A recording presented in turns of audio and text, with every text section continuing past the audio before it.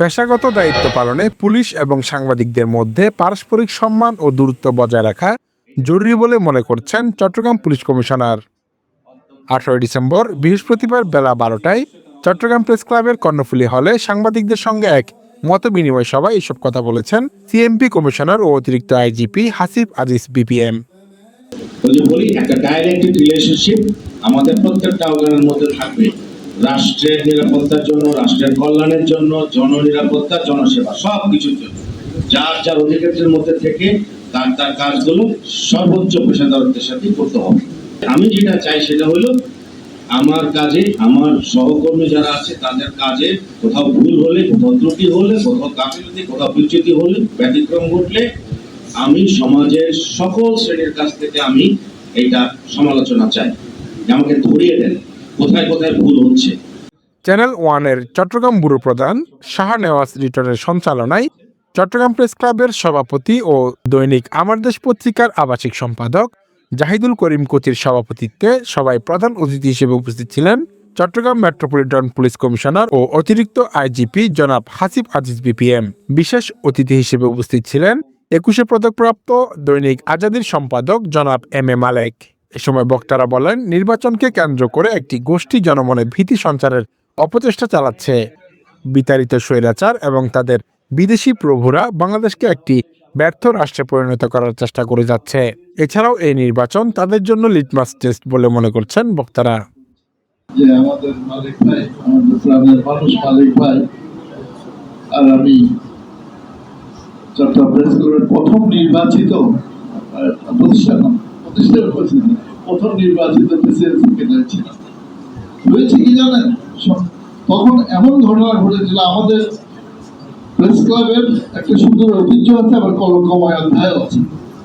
এখানে যারা নেতৃত্বে ছিলেন অনেকেই, আমি সবাইকে বলছি না, কখনো সব পত্রিকার সাথে কোনো নামী পত্রিকার সাথে বা যেটা রিকগনাইজড পেপারের সাথে জড়িত ছিলেন না, কিন্তু বারবার তারা নেতৃত্বে ছিলেন এবং এই নেতৃত্বের সুবাদে তারা তৎকালীন ক্ষমতাসীন দলের সাথে তাদের সম্পৃক্ততা খুব ঘনিষ্ঠ ছিল এবং ঘনিষ্ঠ থাকে অনেকে দেশ বিদেশ বেশি যেতেন, বড় বড় প্রতিষ্ঠানগুলোতে তারা আসীন হয়েছেন, ব্যাংকের ডাইরেক্টর হয়েছেন, বিভিন্ন অর্গানাইজেশনের প্রতিনিধিত্ব করেছেন।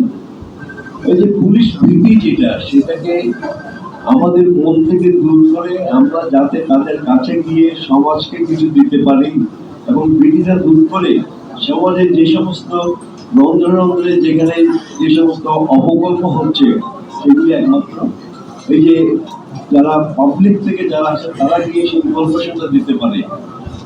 ইনফরমেশন দিলেই কিন্তু পুলিশ গিয়ে সেখানে দেখবে এবং সেখানে তার প্রতিকার করার যে ব্যবস্থা সেটা ওনারা করতে পারেন।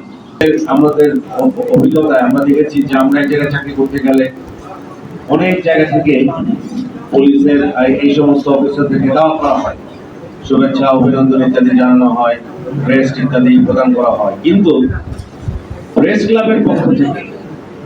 ক্লাবের পক্ষ থেকে এই ধরনের একটি আন্তরিক যে হৃদয়গ্রাহী একটি অনুষ্ঠানের আয়োজন আপনারা করেছেন, এটা কিন্তু যে কোনো একজন পুলিশ অফিসারের জন্য একটি অত্যন্ত মহান কিন্তু বিরল অভিজ্ঞতা।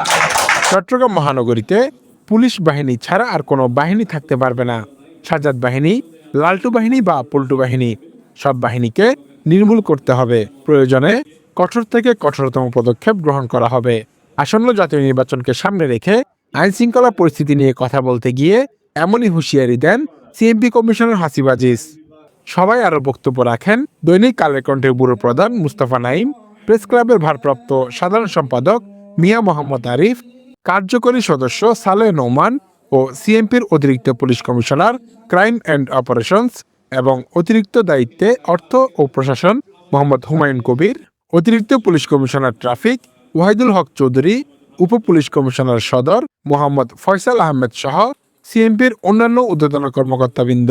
এ সময় সভায় আরও উপস্থিত ছিলেন জাতীয় ও স্থানীয় পর্যায়ের বিভিন্ন প্রিন্ট ও ইলেকট্রনিক মিডিয়ার জ্যেষ্ঠ সাংবাদিক ও মিডিয়া কর্মীরা।